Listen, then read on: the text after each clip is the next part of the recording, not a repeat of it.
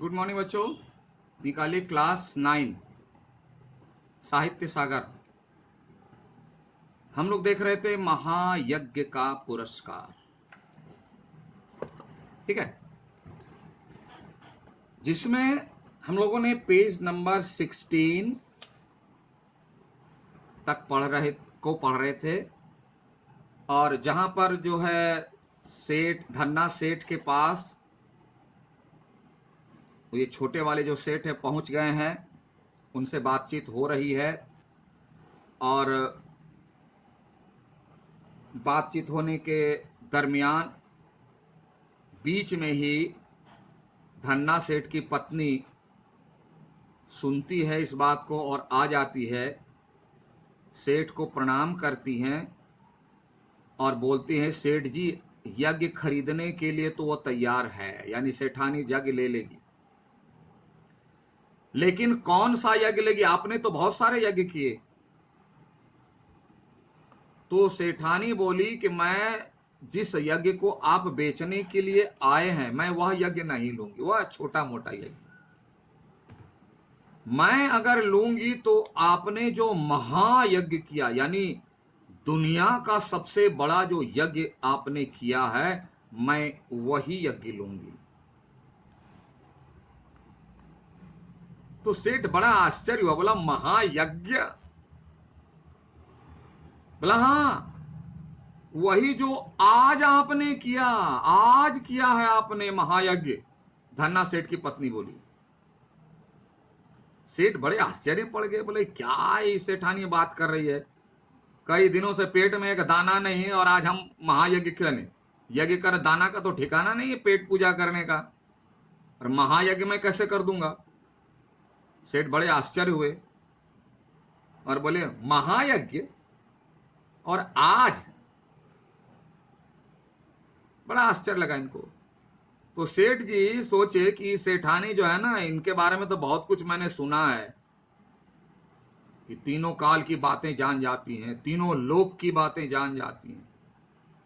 अब हमको पता चला कि सब झूठ है, इनको है न लेना देना है नहीं, और झूठ मूठ का ही बोले महायज्ञ दो। जैसे एक उदाहरण दूं, दिमाग में आ गई।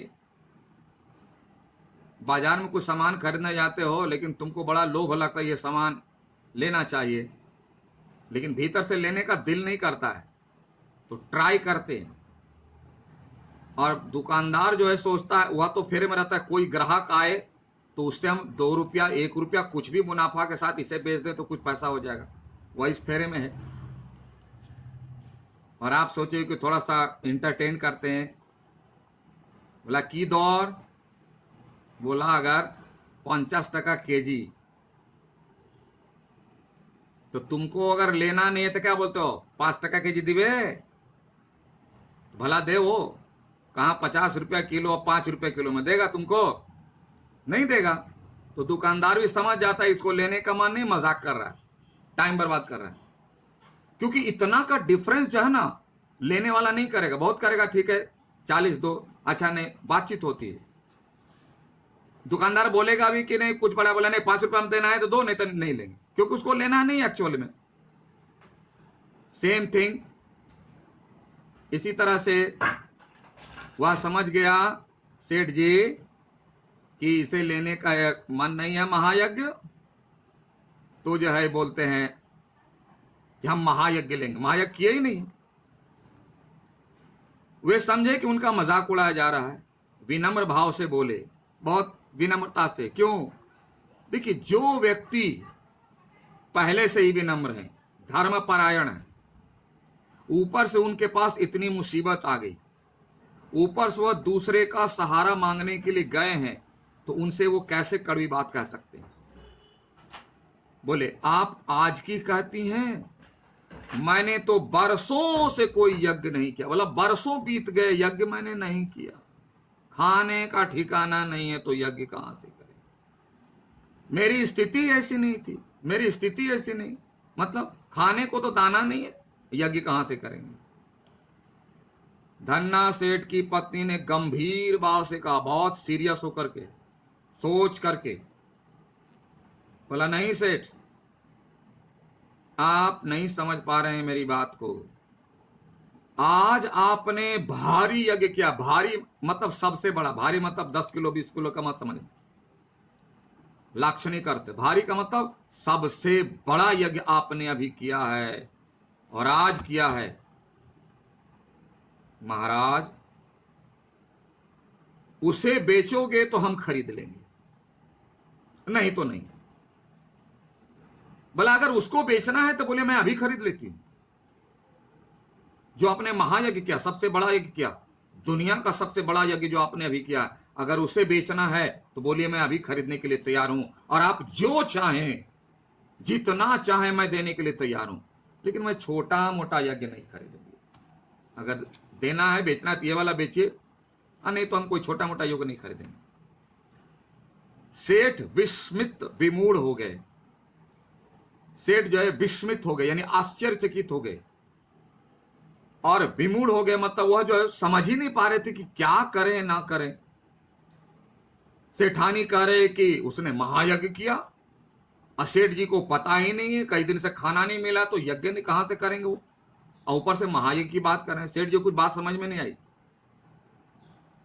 उन्हें निश्चय हो गया, वह अपने आप समझ गए, कंफर्म हो गए कि इन लोगों को यज्ञ खरीदना नहीं है। बोला ये लोग यज्ञ खरीदेंगे नहीं, बेमतलब का इधर उधर की बातें करके टाइम वेस्ट कर रहे हैं, मेरा मजाक उड़ा रहे हैं, इसलिए ऐसी बात कही जा रही है। बोला खरीदने वाला व्यक्ति ऐसे ही थोड़ी बोलता, जो है ही नहीं, जो किया ही मैंने नहीं। अब बोला वह दे दो, मेरे पास है ही नहीं। इसका अर्थ है कि खरीदना चाहते नहीं, फिजूल में मेरा टाइम बर्बाद कर रहे हैं, मेरा मजाक उड़ा रहे हैं। मन ही मन सोच रहे थे। तो सेठ की पत्नी ने फिर पूछा, सेठ जी क्या सोच रहे हैं? क्या सोचते हो सेठ? बोलो राजी हो, एग्री हो देने के लिए तो बोलो। धन्ना सेठ की पत्नी ने पूछा। सेठ ने खिन्न होकर कहा, खिन्न मतलब थोड़ा सा गुस्सा हो गया, वह झुंझला गया। बोला सेठानी जी हंसी छोड़िए, बोला हंसी मजाक छोड़िए, अभी मैं बहुत मुसीबत में हूं, बहुत परेशान हूं। काम की बात कीजिए, जिस काम के लिए मैं आया हूं उस काम की बात कीजिए कि यज्ञ बेचने आया हूं, यज्ञ आपको लेना है तो बोलिए। ये आप क्या बोल रहे हैं, महायज्ञ अभी किया, आज किया, वही बेचोगे तो लूंगी, दूसरा नहीं लूंगी। ये सब इधर उधर की बातें करके समय मत बीते, मैं बहुत परेशान हूं खुद। बरसों से मैंने यज्ञ नहीं किया, अभी आज के एक कई बरस हो गए मैंने यज्ञ नहीं किया, क्यों? खाना ही को नहीं मिलता था, तो यज्ञ कहां से करें? आप आज की कहते हैं, मगर आज की बात आप बता रहे हैं, कई बरस हो गए खाना तक मुझे नहीं मिला भर पेट, तो यज्ञ कहां से करूंगा? सेठानी ने समझाया, यानी लेखक ने हमें समझाया। सेठानी के मुख से लेखक पूरी दुनिया को समझा रहे हैं। अंडरलाइन कर लो, क्या समझाया? आज रास्ते में स्वयं ना खाकर, नंबर 1 पॉइंट, स्वयं ना खाकर।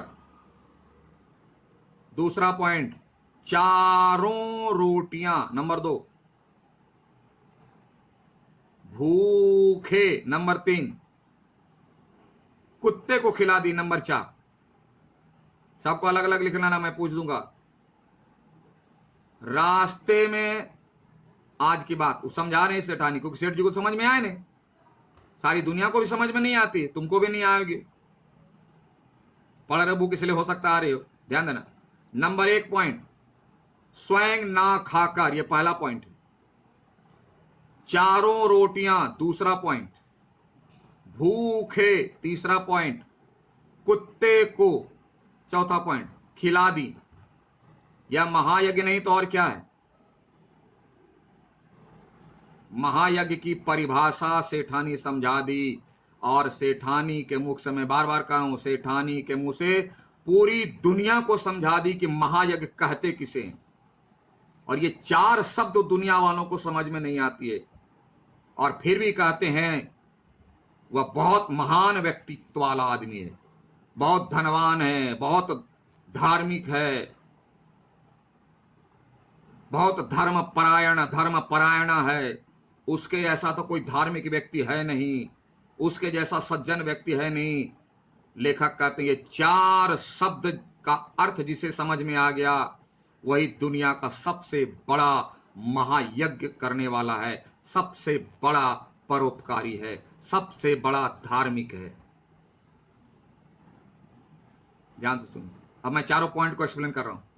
स्वयं ना खाकर, यानी अपने लिए बिना सोचे। अपने लिए, उसके दिमाग में अपने लिए कुछ नहीं आता, अपने लिए सोचता ही नहीं हुआ। ऐसा व्यक्ति अपने लिए सोचता ही नहीं, नो, जीरो। दूसरा, चारों, सब कुछ।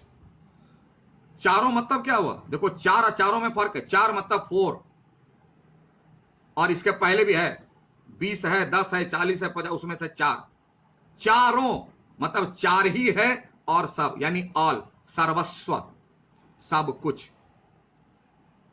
यानी अपने लिए बिना सोचे अपना सब कुछ। 2 हो गया। भूखे, यानी प्राण बचाने के लिए, अगर किसी के प्राण संकट में हो, यानी अत्यधिक मजबूर, अत्यधिक लाचार, अत्यधिक बेवश। 3 हो गया। कुत्ते को खिला दी, जिसे मानव समाज गाली के नाम से जानता है, उसकी मदद कर दी। और उसके ऊपर वालों को तो छोड़ दी, वो तो करना ही करना है। यानी मनुष्य समाज जिसके नाम को गाली के रूप में प्रयोग करता है, उसके भी अगर प्राण संकट में हो, तो अपने लिए बिना सोचे उसकी पूरी मदद कर देना, चारों पूरी मदद कर देना, यही महायज्ञ है। आई बात परिभाषा, और सरल भाषा में समझाते हैं। अपने लिए बिना सोचे दूसरों के बेबस लाचार व्यक्तियों की पूरी मदद करना महायज्ञ है। सब पर ध्यान देना, चारों कंडीशन है। आजकल क्या करते हैं, पॉकेट में 500 रुपया है, 101 रुपया या 151 रुपया दान दे दिए, और अपने आप को बहुत बड़ा दानी समझ लिए। हो सकता है कर्ण से भी ऊपर समझ लिए।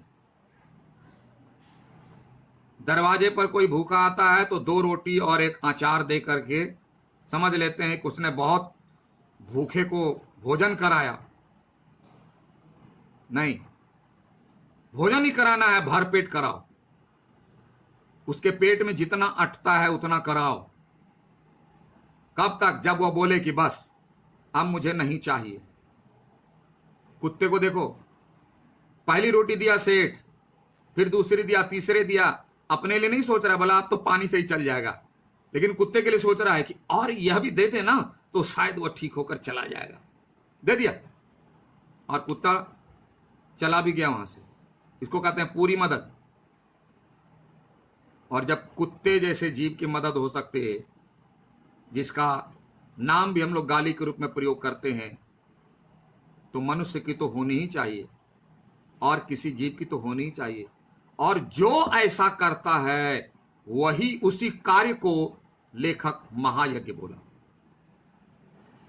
यानी किसी मजबूर, लाचार, बेबस की पूरी मदद बिना अपने लिए सोचे किया जाए, वही कार्य महायज्ञ है। तब जो है सेठ को बात समझ में आई। क्यों हो अभी जो मैंने कुत्ते को रोटी खिलाई, उसे सेठानी कह रही है महायज्ञ।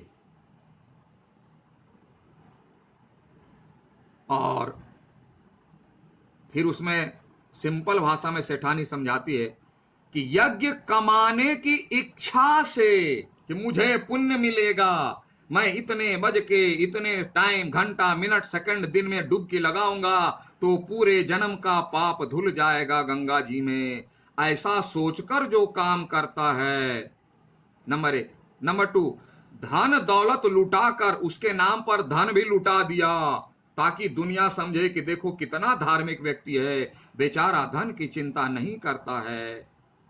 यज्ञ सच्चा यज्ञ नहीं है, या ढोंग है।